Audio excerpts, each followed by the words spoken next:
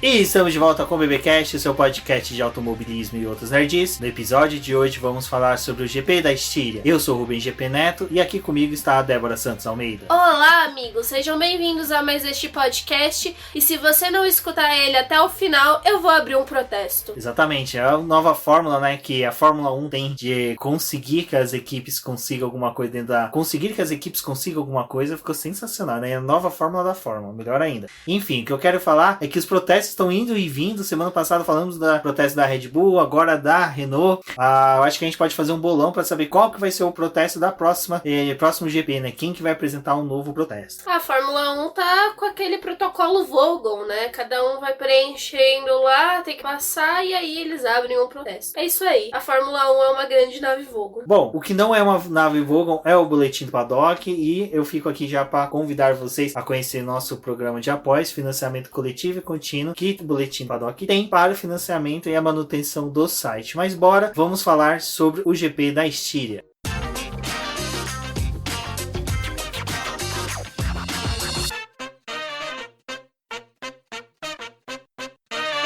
Bom, Débora, algo que foi legal que a gente já cantou a bola um pouco no preview, de que seria possível pelo menos um dos dias com chuva. A previsão era de que fosse no sábado, então daria uma mexida ali, pelo menos no grid, né, nas largadas, posições de largada, então provavelmente já não teríamos algo já em definitivo, uma demonstração do que seriam as forças no domingo na corrida, e foi o que aconteceu, né, nós tivemos aí um sábado de chuva muito forte, mas... Exatamente, Rubens, o que foi interessante é porque a sexta-feira ela foi aproveitada de uma forma um pouco diferente, porque a sexta-feira, como eles encontraram a pista mais seca, eles puderam dar as tradicionais voltas de classificação e também realizar um pouco da simulação de corrida, mas ali no segundo treino livre a gente teve eles tendo mais tempo para poder justamente batalhar por voltas de classificação, até porque como eles tinham a certeza da chuva no sábado, eles tinham a ideia que as duas sessões iam ser comprometidas e também essa chuva poderia se estender para a parte do domingo de manhã, então que ia impossibilitar eles a realizarem a classificação horas antes da corrida. Então já teve aquele aviso de que talvez as voltas do segundo treino livre iriam valer como classificação.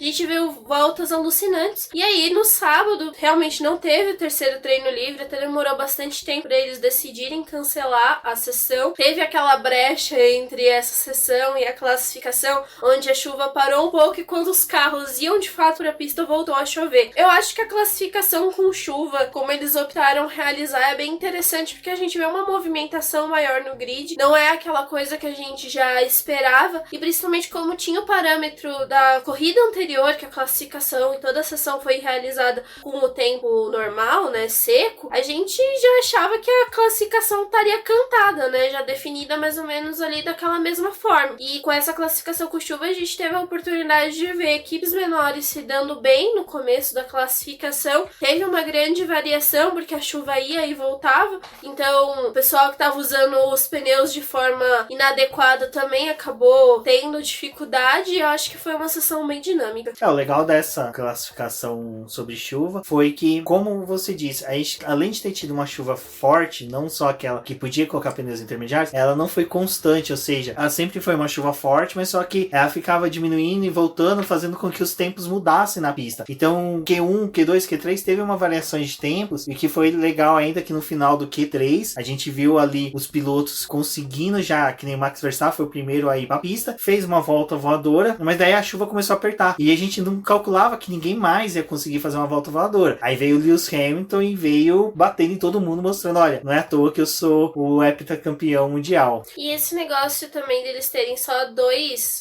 Nossa, já deu um título a mais pro Lewis Hamilton. Bom, já vamos antecipar, né, empurrar a taça pra ele pelos robozinhos, que já adianta bastante o serviço. Calma, Rubens, tem o Bottas. Fé no Bottas. Ai, mas seguindo o que a gente tava falando a respeito da classificação, é que como eles só tem 2 jogos de pneus de chuva extrema, a Ferrari é muito doido porque a Ferrari utilizou os 2 jogos pensando que os pilotos não iam sequer passar do Q1. Então olha o tamanho do desespero da equipe, né? A gente começou a ver o Russell e ele tava se destacando justamente com esse carro da Williams. Foi uma sessão que a gente pôde ver ver isso dos carros inferiores, porque eles tinham como tirar um pouco mais, né? Se aproveitar um pouco do desempenho ruim e também um pouco talvez da falta de confiança das equipes maiores, se arriscar logo de uma vez e cometer algum acidente, algum erro. E o Russell começou a virar a volta e ficando ali entre o pessoal com grande destaque no grid, então eu acho que foi bem interessante. E em contrapartida, a gente já teve, né, a Racing Point não indo tão bem. Ela teve problema nessa classificação, então... o problema dela é que ela xerocopiou as estratégias, os carros da Mercedes, só que ela esqueceu da parte de chuva, né? Era apostila menor, falaram, vamos tirar não, vai gastar R$2 de xerox, pra quê? Tira dessa apostila não, tira só do resto. Foi uma coisa que eu tava até comentando com o Rubens depois que acabou a corrida, que eu falei, nossa, a Racing Point foi tão ruim durante a classificação e aí depois na corrida eles foram tão bem. O que leva a crer que eles acertaram o carro, tinham um acerto mágico, né, digamos assim, pro carro durante a corrida e não valia a pena voltar pra configuração de chuva e depois ter algum problema na corrida, então tanto faz a gente ter problema na classificação, porque como o nosso carro é superior em ritmo de corrida e a gente tem um desenvolvimento melhor, os pilotos que lutem, né, pra poder passar o resto do pessoal na pista. O que aparentava era que o carro da Racing Point era um castelo de cartas. Quando chegaram num nível lá, falaram, não coloca mais nenhum nível de cartas, senão vai desmoronar. E é essa que impressão que deu, que realmente eles não quiseram. Na sexta-feira, né, eles conseguiram um bom acerto, eles estavam entre eles, as Red Bulls, eram os carros de destaques no F1 e F2. O Pérez chegou a liderar a primeira sessão. O Stroll fez voltas rápidas, sem exceder tanto dos limites da pista, então foi bem interessante esse ponto.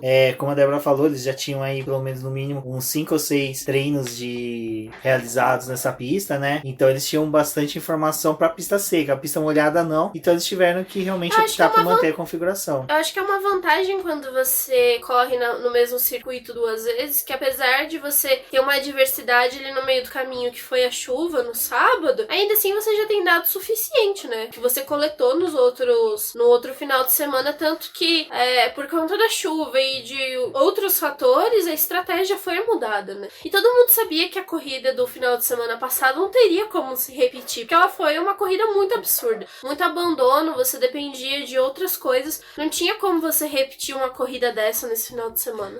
Quem não teve muito que comemorar foi a Haas, nessa questão de treinos, né? Porque o Magnussen já não participou de um dos treinos livres de sexta, e o Grosjean teve um pequeno problema no carro dele, que foi antes do F3, né, Débora? Foi durante a classificação, na verdade. Ele foi pra pista pra poder dar uma volta, e aí já identificaram que o carro dele tava com problema e ele retornou pra poder pros boxes, e eles começaram a avaliar. O problema era no sistema de recuperação de energia, o ERS, e a equipe sabia que não ia ter tempo de arrumar aquilo, então depois da classificação eles já entram em sistema de parque fechado, não podem realizar alteração no carro. Mas o problema era muito complexo, que não tinha como eles resolverem aquilo no período da realização da classificação. Eles estenderam os trabalhos, eles ficaram lá até cerca das 11 horas da noite para poder arrumar o carro do Grosjean, e eles notificaram os comissários, né, avisando que realmente não tinha o que fazer. E aí os comissários ficaram naquele dilema entre desclassificar o Grosjean ou deixar ele ir pra pista no domingo. E eles viram que o problema que o Grosjean tinha era aquela coisa, tipo, não tinha o que fazer. Ou ele arrumava o carro e ia pra pista, ou não arrumava e o problema ia ficar ali de qualquer jeito. Então eles optaram por deixar com que o Grosjean fosse pra pista sim no domingo, mas que ele largasse do pit lane como uma forma de punição, já que eles não iam desclassificar o piloto. E aí ele fez a corrida normalmente. Mas a Haas já tava enfrentando problema. Dessa vez a gente teve problema com o Kevin Magnussen lá no primeiro treino livre. Também foi um problema de bateria, e diferente do final de semana anterior, que eles tiveram problema dos freios, foi essas questões elétricas que começaram a aparecer no carro. Então são 2 finais de semana assim ruins pra Haas nesse sentido, ainda que eles tenham terminado em uma boa posição na corrida, né? Mas é aquela posição que ainda assim também não te dá ponto algum. Então é uma evolução, mas pero no mucho.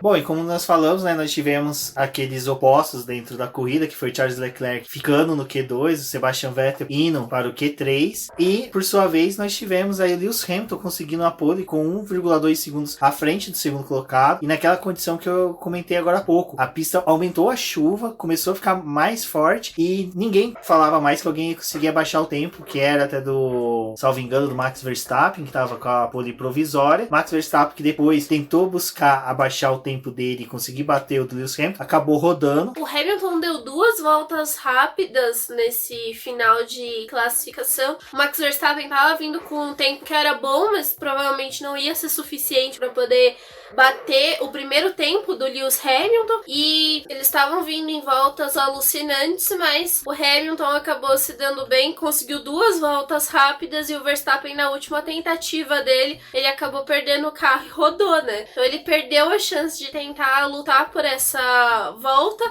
mas também o tempo do Hamilton era um tempo muito bom, e esse 1 segundo, 2 é muito para o que eles estavam virando ali na pista, e com a péssima condição de chuva, né? E era muito interessante porque eles estavam naquela batalha de tentar entrar na pista primeiro do que o outro, porque começava a chover, quem já estava atrás já tinha uma diferença muito grande do tempo de quem virou a volta primeiro. Então era uma briga por pedaços, né, da pista para poder conseguir um melhor desenvolvimento. Para título de curiosidade, o tempo do Lewis Hamilton pro segundo colocado era o tempo do segundo colocado pro 10º. Então quem tava no Q3 fez entre o segundo colocado e o 10º 1.2, e o Hamilton conseguiu essa mesma diferença.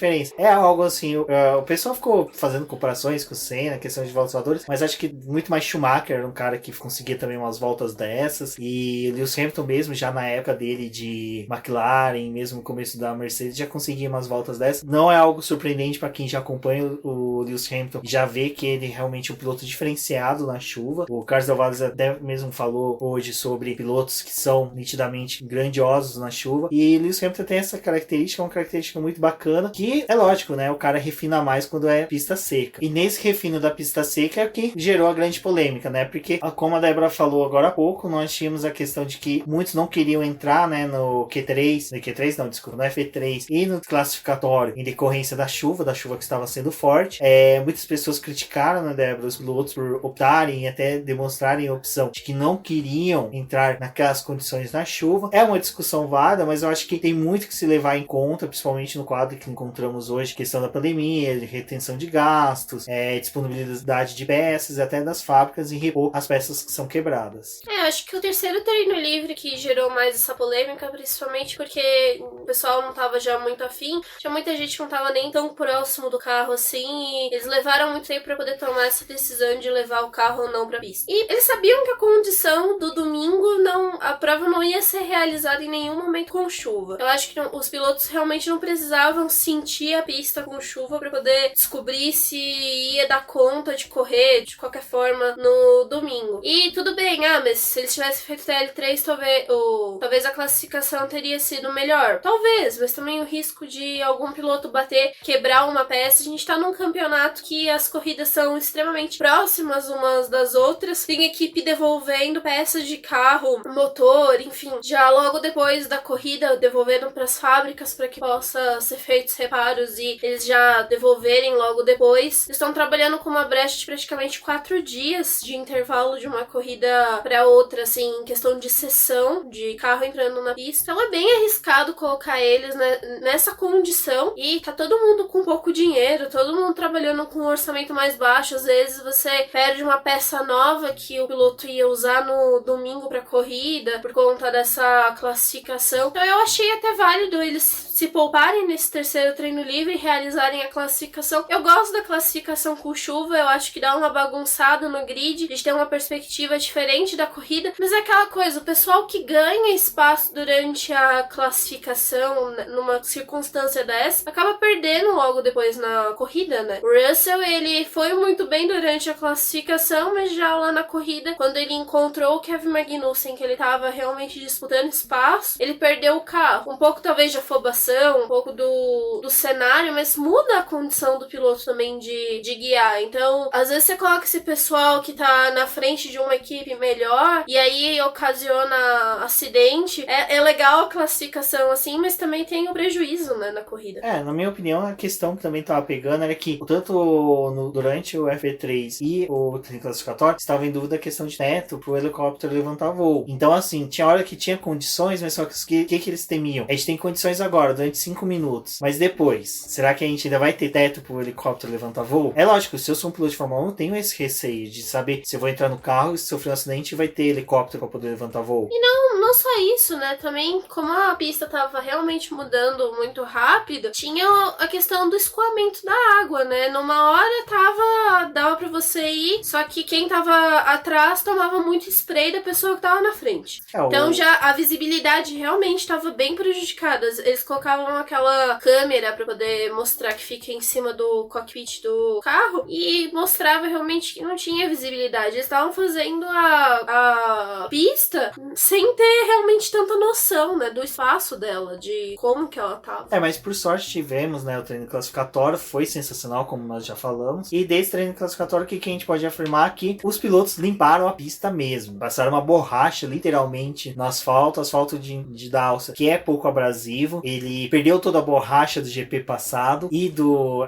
primeiro treino, do segundo treino livre que teve essa semana. Então, pra corrida, ele chegou com um asfalto liso, limpo, sem nada. E isso fez uma grande diferença na corrida. Bom, na corrida, como nós falamos, Lewis Hamilton largando na pole, tendo uma, como poderia dizer, uma caravana de carros ali atrás dele, conseguiu liderar de ponta a ponta, não teve tanta dificuldade, mas é aquela coisa, né? Quem olha, às vezes, pensa assim, pô, o cara não teve tanta dificuldade, aonde tá essa grandiosidade dele? A grandiosidade dele tá nisso, do cara conseguir ser constante, consumir pouco pneu, saber utilizar os compostos dele e, cara, não errar. E mesmo quando ele errava, ele tinha tanto tempo, tanta tranquilidade de consertar o carro, que, tipo, não fazia diferença. Ele errou uma ou duas vezes a curva ali, salvo engano, é a 3, que pra ele não alterou em nada. Tipo, é como se nada tivesse acontecido na corrida. E eles foram pra pista também já sabendo que eles estavam com um problema no câmbio. A Mercedes avisou pra eles não ficarem forçando tanto ele quanto o Bottas. E pelo menos o Hamilton se livrou de uma disputa direta, né? Então acho que acaba auxiliando principalmente nessa questão de... E já o Bottas, ele largou da 4ª posição. Ele tinha que lidar ali com o Verstappen e o Carlos Sainz à frente dele. O Sainz, ele largou muito bem, pôde ali ameaçar o Verstappen, mas a questão do Bottas é que quando ele viu a oportunidade, ele ultrapassou o Sainz, mas o Verstappen tava rendendo muito com o carro, então ele teve que ir tentar tirar a diferença e fazer essa aproximação. Então a corrida do Bottas não foi tão fácil assim quanto a do Hamilton, por estar liderando, pareceu mais fácil. O Bottas, ele teve que economizar pneus, né? Isso a gente vai ver um pouco mais à frente na questão das estratégias, mas quem dormiu feliz de sábado para domingo foi o Carlos Sainz, que vinha, como eu poderia dizer, com uma pulga atrás da orelha em decorrência da péssima fase da Ferrari, em comparação com o bom desempenho que o companheiro teve na última corrida. Mas Carlos Sainz conseguiu um heróico ali, 3º lugar, que ele tentou defender no começo da corrida, teve ali uma bravura contra o Albon, contra o Verstappen, se eu não me engano também, até contra o Bottas, mas ele não conseguiu segurar tanto. O carro da McLaren, infelizmente, de tanque cheio não rende tanto quanto de tanque vazio, isso a gente também vai conversar um pouquinho mais à frente, mas esse começo de corrida ali aparentava ser uma corrida tranquila, aparentava que ia ser bem bacana, mas só que vocês vejam, o começo do BBcast, a abertura tem 30 segundos, a batida entre o Leclerc e o Hamilton demorou 20 segundos, ou seja, Hamilton não, desculpa, a batida do Leclerc e do Vettel teve 20 segundos, ou seja, a vida útil da Ferrari dentro do GP da Estíria foi mais curto que a abertura do BBcast. Triste, difícil, pode trazer a música de novo do violino, né, ali do Titanic afundando, que não tá fácil. A vida do torcedor, do tifoso não tá fácil, aquele meme dele colocando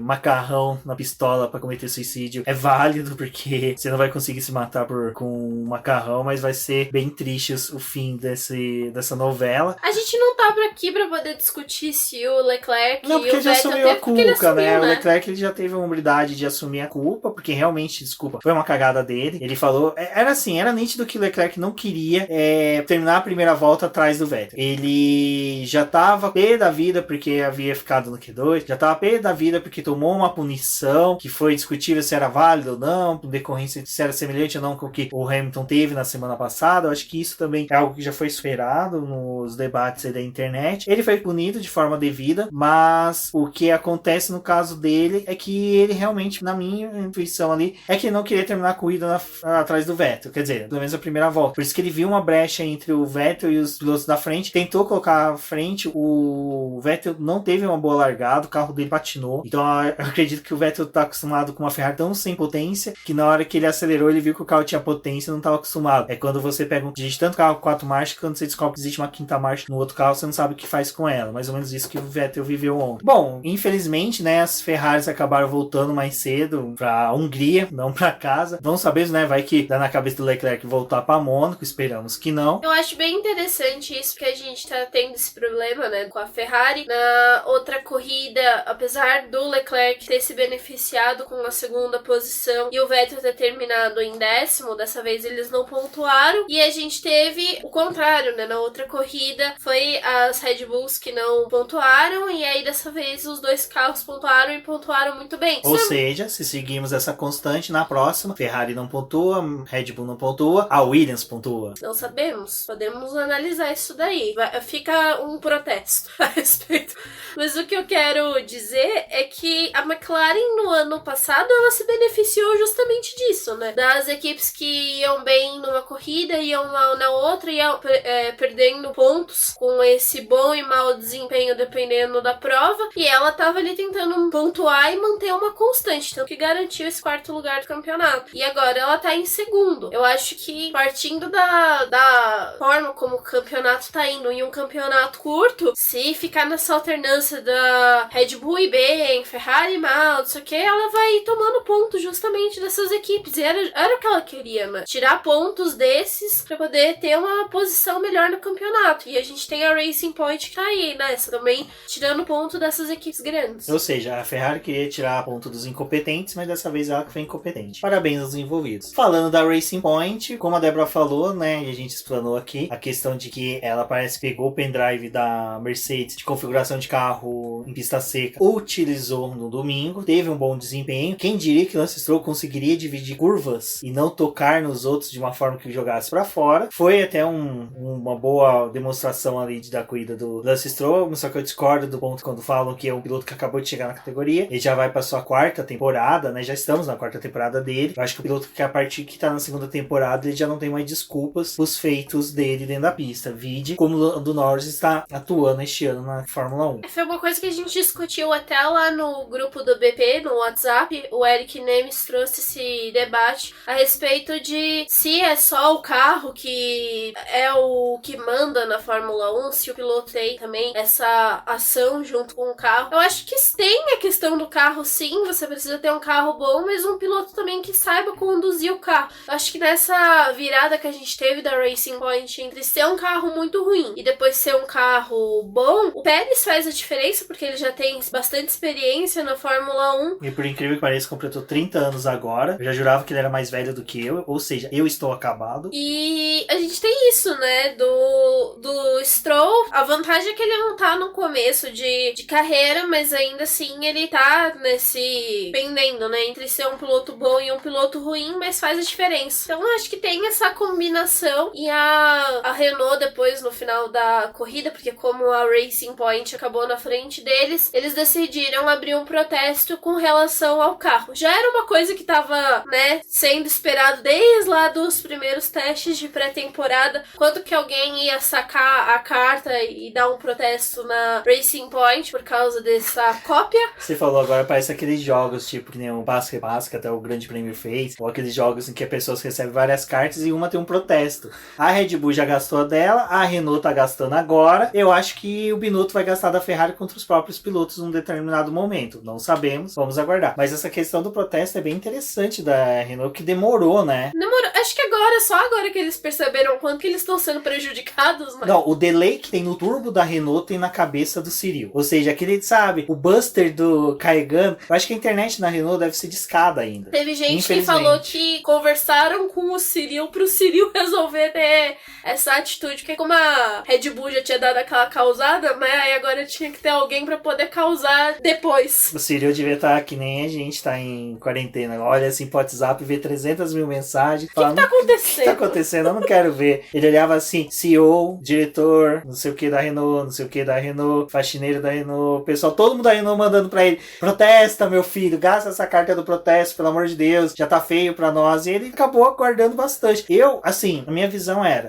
eu sempre falei que eu gostava muito dessa ideia de questão não de copiar, mas de você ter acesso a informações, você ter uma abertura melhor dos carros que são competitivos, porque, cara, como foi legal a corrida de hoje, você tendo pilotos todos competindo por posições. Eu vi o pessoal reclamando, essa coisa não foi tão legal quanto a do passado. Eu acho o contrário, a de hoje foi mais legal que a passada, que a do sábado passado, domingo passado, desculpa, ela foi pautada por abandonos e safety car. Essa foi uma corrida natural, essa foi uma corrida em que as disputas de posições foram naturais, foram porque os pilotos eram bons, os pilotos estavam sabendo fazer leitura da corrida. Se vocês pegassem os releases de todos os pilotos falando, eles falam, não, a corrida comecei com pensamento, mas ao decorrer da corrida fui melhorando, o que via a fala deles, todos é igual, de que a corrida foi uma mudança constante em que eles conseguiam performatizar melhor a atuação deles na pista, porque eles conseguiam extrair do carro coisas que eles não estavam conseguindo durante os treinos e na classificação. Então a corrida de hoje foi muito mais interessante porque as disputas foram reais, não tiveram artifícios de safety car ou abandonos. É difícil quando você fala da questão de cópia, mas assim, a Racing Point ela já tava meio que mostrando o que ela ia fazer desde o final do ano passado. O pessoal que meio que deixou pra lá e falou, deixa esse pessoal aí ver o que eles vão fazer com o carro deles.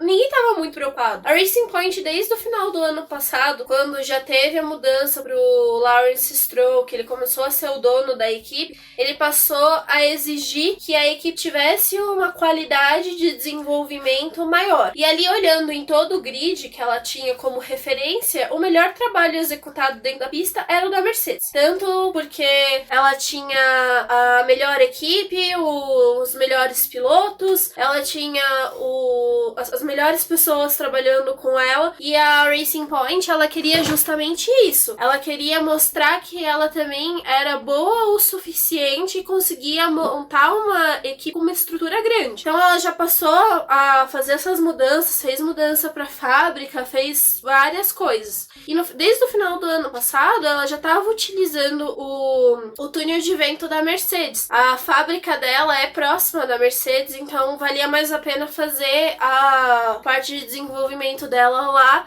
do que ficar trocando e levando carro e peça de um lado pro outro, ali era mais próximo. Então eles já tiveram acesso a essas coisas. Outra coisa que fez o desenvolvimento deles a mudar foi justamente acesso a essas designs, né, da própria Mercedes. Então eles já tinham toda uma visão a respeito da equipe, e aí eles também trouxeram essa filosofia aí, entre aspas, pro carro. Então eu acho que todo esse crescimento e desenvolvimento da Racing Point já estava sendo cantado desde antes. Ela já tinha a Mercedes como uma base dela. E agora é o primeiro ano que eles realmente têm um carro que é deles, que nasceu, que eles fizeram, que eles tiveram acesso a peça e puderam desenvolver. Os outros carros eram muito consequência de um ano pro outro, do chassi, não sei o que, do anterior, então não tinha tanto crescimento. Eles ficavam sempre nessa bolha do intermediário. Mas esse filho da Racing Point nasceu, a mãe grávida teve um alien, no caso, que tá devorando os outros carros, e isso incomodou. E qual que é o meu problema com a questão da cópia da Racing Point? Como a Débora disse, ela ficou assinalando o tempo todo que, olha, eu copiei a Mercedes, olha, eu copiei a Mercedes. Mas qual que é a maior questão que tem sobre isso? Existem peças que realmente você pode comprar de outras equipes, você pode realmente tirar um Ctrl-C, Ctrl-V das outras equipes, como é o caso da própria AlphaTauri, que sempre fez com a Red Bull, com a Haas, que faz descaradamente da Ferrari, que ela vai lá e compra peças da Ferrari, mas que nem o chassi da Haas, me corrija se estiver errado, salvo engano, é construído pela Dallara, mas tem todo a questão da Ferrari dar um feedback pra eles, falando, olha, acerta nisso, acerta naquilo, mas eu acho que nesse feedback tá tendo algumas palavras obscuras que o pessoal da Haas não tá conseguindo ler muito bem, mas... Vai por sinal de fumaça. Ou o Google Tradutor da Haas não tá conseguindo traduzir muito bem o italiano. Se bem que dependendo do que tá recebendo da Ferrari, é melhor melhor nem traduzir, deixa pra lá. Deixa pra lá. Mas aonde que eu quero chegar? A questão é que tem peças que você não pode copiar quando há essa troca de informações. Tem peças que você não pode copiar realmente. Se vocês, na imagem, no post desse episódio, tem a fotografia do freio, do duto de freio da Mercedes do ano passado e a que está sendo utilizado esse ano da Racing Point. Eles são muito parecidos, eles realmente parecem que pegaram o mesmo molde de espuma, só colocaram a fibra de carbono nela e fizeram a peça. E qual que é o problema da Fórmula 1? É esse de você copiar descaradamente, milímetro por milímetro, peça por peça, curva por curva. É você copiar exatamente a mesma peça. E qual que é a sacada desse freio, que duto de arrefecimento, né, do freio da Mercedes tem? Para quem não se recorda, no final de 2018 teve aquela discussão das rodas que eram furadas da Mercedes, que dava uma refrigeração à roda, que melhorava, né, a temperatura do pneu e a Mercedes conseguia ter um bom desempenho. A Mercedes a FIA, na verdade, proibiu a Mercedes de ter essa roda furada, consequentemente não teve mais como ela ter essa refrigeração das rodas. Aí tem quem se lembra, no final de 2018, quando a Mercedes falou assim, vamos usar, e foi de uma forma bem mais descarada, depois ali do México, ela teve um desempenho, tipo, totalmente superior às outras equipes. Então, aonde que eu quero chegar? Esse duto de arrefecimento, se vocês olharem bem, ela tem um formato que ela refrigera a roda. E essa sacada de você refrigerar as rodas dianteiras é muito boa, porque você consegue ter um grip melhor. E é isso que a Mercedes está passando para a Racing Point, que está incomodando as outras equipes, dela ter copiado uma sacada que a Mercedes teve lá no final de 2018, auxiliou a equipe em 2019 e agora a Racing Point está utilizando de forma descarada. Não é o bico dela que é igual, a asa traseira que é 100% igual e é tão igual a deste ano, mas é justo uma peça que você não pode copiar, que é o duto de arrefecimento. Então o meu problema com essa questão da cópia é você copiar uma peça que no regulamento é escrito, não copie. Aí a Racing Point foi lá e copiou descaradamente. Então, talvez ela teve uma visão e aí resolveu fazer dela. Não vou tentar defender, não, deixa eu falar. Mas eu tô gostando da disputa que a gente tá tendo, sabe? Eu não gostaria que ela fosse punida de uma forma em que ela perdesse todos os pontos ou que ela fosse desclassificada, sabe? Tipo, uma coisa segundo desse tipo. O regulamento, ela vai ter que fazer uma nova peça. Provavelmente vai ter uma mudança no desempenho dela. Tá legal, é o que eu acabei de falar. Você ter carros competitivos, você tem uma corrida, cara, foi alucinante. Foi sensacional. Você teve disputa toda hora, hora. Tudo bem, você não teve. Deixa eu só finalizar. Não teve só no começo por causa daquela questão dos pneus, que estavam quase todos com pneus iguais. O único que tava com pneu diferente ali era o Ricciardo, que não conseguiu desenvolver uma boa corrida porque o Ocon prendeu ele, não teve ordem de equipe para ceder a posição tão rápida. Mas depois, quando todos começaram a fazer as trocas de pneus, a partir, acho que salvo engano, da 24ª volta, a corrida começou a ter disputa a todo momento, porque o que aconteceu? Eles tinham uma expectativa do pneu amarelo ser um pouco mais duro, mas de repente eles perceberam, não, ele é tão macio quanto o vermelho, então o desempenho tá sendo igual. E eles começaram nessa situação e os pilotos falaram, a gente pode apertar. E eles começaram a se aproximar, ter disputa de posição, e isso que foi legal. Então você imagina, você joga a Racing Point lá pra trás, ela vai começar a disputar com quem? Com o Haas, com o Willis. Vai ser ruim? Não, mas só que não é aquela disputa por ponto, cara, não é disputa por volta rápida, você não tá tendo disputa de peixe grande, sabe? Isso que a gente gosta na Fórmula 1 e o que tá interessante, que foi interessante nessa corrida. Eu acho que a Racing Point, ela trouxe uma dinâmica que já tava faltando dos outros anos, em que alguém que a gente pudesse ver que tava ali ameaçando os primeiros, porque era muito uma disputa dos 3 primeiros e o restante do pelotão. As 3 melhores equipes e o restante. Então eu acho que isso é muito legal da gente tá vendo da Racing Point tá realmente tirando o ponto dos outros e tá se destacando, e ela acaba trazendo uma dinâmica pros treinos livres que é diferente, porque ela tá ali virando volta rápida, ela quer realmente marcar o território, mostrando que tem um carro bom, que tem um espaço bom, e é algo que tava faltando realmente ali das outras equipes. Então não gostaria que eles fossem, né, eliminados ou que perdesse todo esse desenvolvimento que eles tiveram. Eu acho que vale a pena e pelo menos é uma equipe que entrou aí pra essa disputa e tá dando uma perspectiva diferente. E dos abandonos que tivemos hoje, falando do Vettel e do Leclerc, tivemos do Ocon. O do Ocon é até meio estranho, porque ele teve o mesmo problema que teve o Ricardo na semana passada, e depois a gente foi até verificar, o Cyril Abiteboul comentou sobre isso. Ele fala que eles pegaram os motores dos 2 carros, mandaram pra fábrica e revisaram tudo e mandaram com, ok, tá tudo certinho, não vai ter mais esse problema. E de repente principalmente no do Ocon passou. Ele fala que não sabe, deve ter sido alguma coisa obscura que teve nesse intervalo aí de enviar o motor pra sede, revisar tudo e voltar, mas é que fica um ponto negativo, né? Porque o Ocon, ele vinha fazendo um bom final de semana, desde os treinos livres, até no classificatório, aí chega na corrida, infelizmente tem um abandono bem precoce na corrida. Foi triste a gente ter esse abandono, pelo menos foi uma corrida que a gente não teve tantos abandonos como no final de semana passado, mas teve esse do Ocon. É ruim justamente porque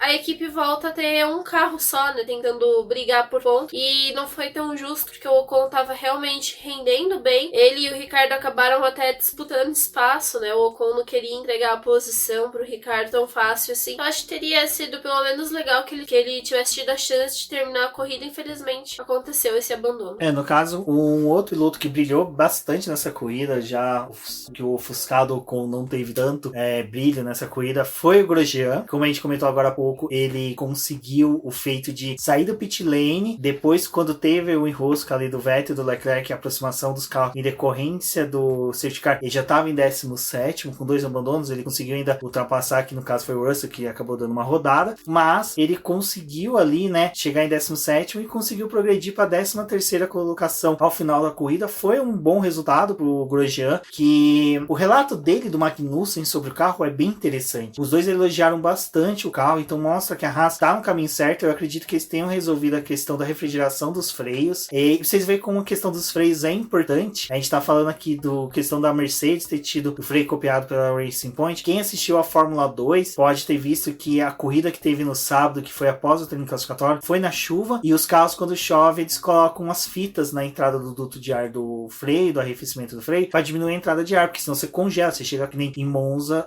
não, desculpa, em Spa-Francorchamps você chega a congelar o disco de freio, porque é muito ar que entra ali e refrigera muito forte. Então o carro do Drogovic, por exemplo, na hora que ele foi trocar o pneu, tava incandescente o freio dele, ele ficou por 2 voltas com o freio incandescente, porque acabou a chuva, não tinha mais um ar tão gelado e não teve o arrefecimento necessário. Então vocês veem como essa questão do arrefecimento é muito prejudicial.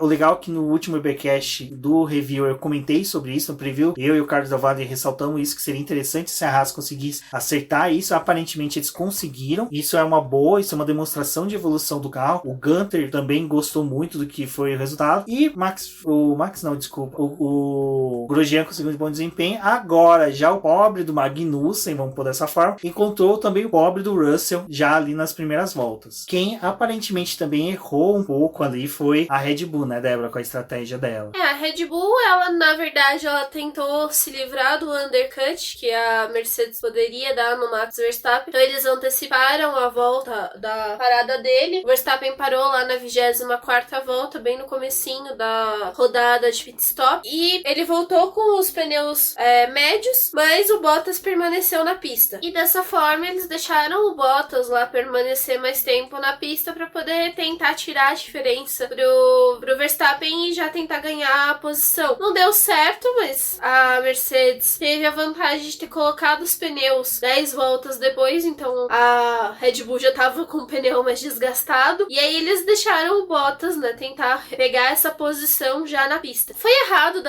errado por a parte da Red Bull, porque ela acabou ficando sem pneu, mas a Mercedes reagiu da melhor forma possível, e depois eles tiveram aquela parte que eles trocaram os pneus, colocaram o pneu macio de novo para poder tentar que o Verstappen desse uma volta rápida e garantisse um ponto, mas a McLaren tava on fire, né? A McLaren segue on fire desde a semana passada, a questão de voltas rápidas. Foi algo que eu notei que o Lando Norris fez a volta mais rápida, e quem derrubou ela foi o Carlos Sainz, e aí entra um bate-papo legal sobre o que é essa McLaren agora, né? Final de corrida, ela desponta e se torna um dos carros mais rápidos do grid. Aparentemente, eu acredito que deve ser um chutômetro meu, acho que eu vou dar uma daquelas coisas que eu mais odeio fazer, mas é palpitar sobre possíveis coisas que possam acontecer. Eu acho que a McLaren deve ter um erro de desenho ali na questão de que quando o carro tá com o tanque cheio, desequilibra ele, porque os pilotos não rendem tão bem. É impressionante, mesmo estando com pneus macios. É impressionante porque, assim, na classificação a gente sabe, eles colocam só o respiro de um bêbado no tanque para poder ter a gasolina para fazer 1 ou 2 voltas rápidas. E neste caso, a McLaren, quando tá na corrida, no começo da corrida, em que ela tem a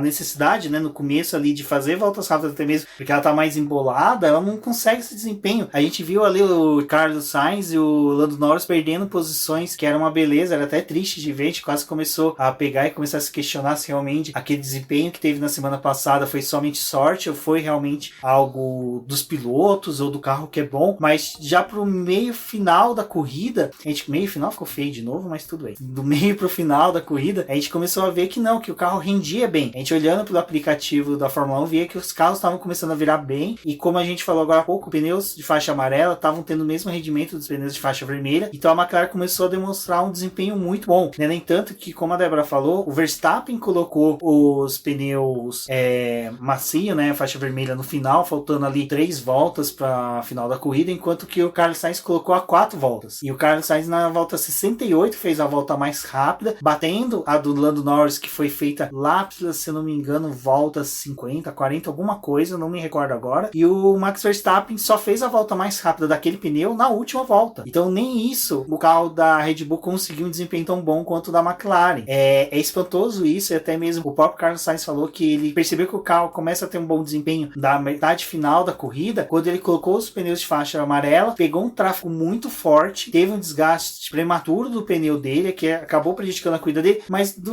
meio final ali o carro começou a render, que era uma beleza. Então esse é um mistério que tá lá, eu acho que podemos fazer até um dia, o mistério da McLaren, alguma coisa do tipo, por que ela consegue render tão bem no final, e é algo bom. Eu acho que pode ser uma boa aí, a McLaren pode começar a trabalhar estratégias para esse tipo de coisa, para as corridas futuras, e foi muito legal. Essa estratégia da McLaren estratégia não, né? Mas essa coisa da McLaren é válida principalmente para uma corrida que às vezes pode ter acidente no final da corrida, ter abandono, ela pode se valer dessas voltas mais rápidas para justamente chegar em alguém e obter aquela posição. O Lando Norris mesmo, ele provou isso nas últimas voltas. Pérez tinha se envolvido em um acidente com o Albon. Também acho que o Albon é uma constância aí em se envolver em acidentes, né? Porque se envolveu na primeira e agora voltou de novo a se envolver com o Pérez. Daqui a pouco não tem acionistas tailandeses que justifiquem a permanência desse piloto, só isso. Pode chegar, Vettel. Estamos te aguardando novamente. Já tenho até a camiseta pra poder utilizar, né? Utilizar ela, na verdade. Já vamos deixar o uniforme aí guardado. Mas, tem essa coisa, né?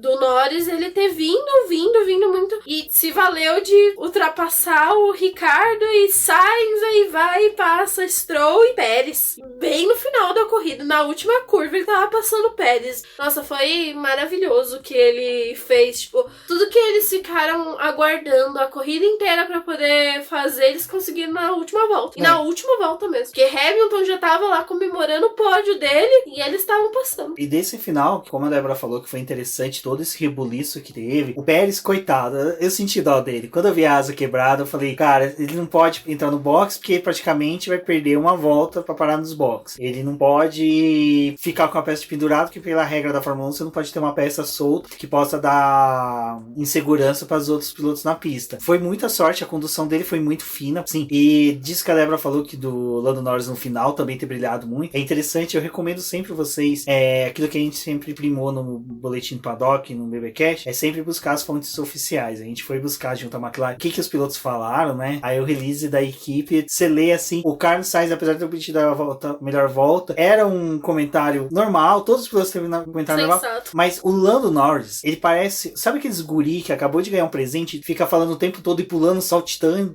Era essa impressão que você tinha. Ele, não, que o carro tava maravilhoso, que não sei o que, que foi muito legal.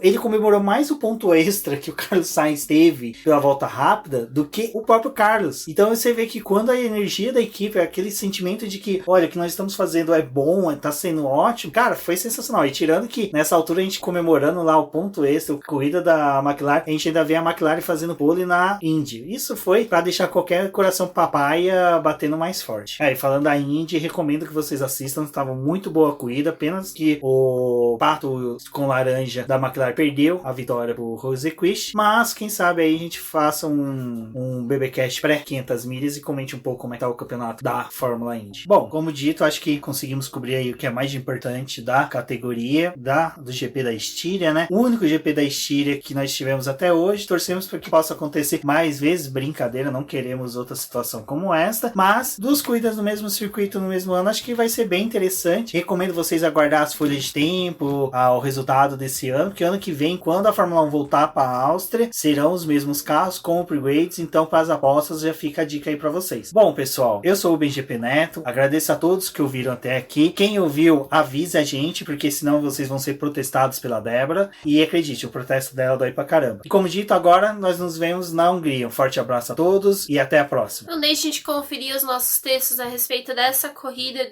do desenvolvimento das equipes e a performance dela lá no boletim do Paddock. Nós temos os textos dos treinos livres, classificação e corrida lá também, se vocês quiserem conferir alguma coisa. Comentem, mostrem que vocês escutaram o programa, nos auxiliem na divulgação dele. Eu sou a Débora e a gente retorna com o preview da Hungria ainda essa semana. Até a próxima! Bom, é isso, pessoal. E agora nós vamos inserir os agradecimentos dos nomes dos nossos apoiadores no final. E são eles: Ricardo Bannerman, Maia Barbosa, Elezer Teixeira, Luiz Félix, Arthur Felipe, Rafael Celone, Will Mesquita, Antônio Santos, Rogério Froner, Helena Lisboa, Cássio Machado, Carlos Del Valle, Bruno Valic, Eric Nimes, Bruno Shinozaki, Alberto Xavier, Will Bueno, Ricardo Silva, Beto Corrêa, Fabrício Cavalcante, Arthur Apóstolo, Sérgio Milani, Melquiades Veloso, Micael Souza, Ezequiel Bales, Cineo Messi, Rafael Arílio, Rafael Carvalho, Fábio Ramiro, Lauro Vizentim, Maria Ângela, Thaís Costa, Rafa Catelã, Jane Casalec e Carlos Eduardo Valese. Muito obrigado a todos.